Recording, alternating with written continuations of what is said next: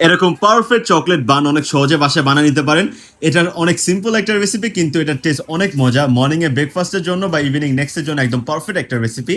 আমরা একটা মিক্সিং বলের মধ্যে রুম টেম্পারেচার একটা ডিম, 1 চা চামচ ইস্ট, 1/4 কাপের মতো চিনি, 1/2 চা চামচ লবণ, আর এখানে আমি 1/2 কাপ রুম টেম্পারেচার গরুর দুধ ব্যবহার করতেছি। আপনার চাইলে গরুর দুধটাকে কুসুম গরম করেও ব্যবহার করতে পারেন। এখানে 2 কাপের মতো ময়দা ভালো করে মেখে নিব। ভালো করে মাখা হয়ে গেলে এখানে আমি রুম টেম্পারেচারে বাটার ইউজ করব 2 টেবিল চামচ, বা আপনারা চাইলে রান্নার তেলও ব্যবহার করতে পারেন। আমি রান্নার তেলই ব্যবহার করতেছি। ডোটাকে ভালো করে মাখার পর 1 ঘন্টার মতো রেস্টে রেখে দিব। আপনারা অনেকেই বলেন যে ইস্টের একটা বাজে গন্ধ আসে, চাইলে ভ্যানিলা এসেন্স বা মিল্ক এসেন্স ব্যবহার করতে পারেন, বা ভালো কোয়ালিটির ইস্ট ব্যবহার করতে পারেন।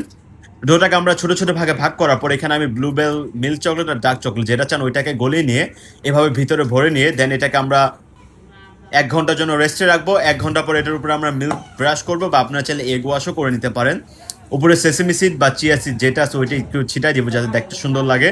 দেন এটাকে আমরা 180 ডিগ্রি সেলসিয়াসে 5 মিনিটের মতো ওভেনটাকে প্রিহিট করার পর 30 থেকে 35 মিনিটের মতো ওভেনে বেক করবো।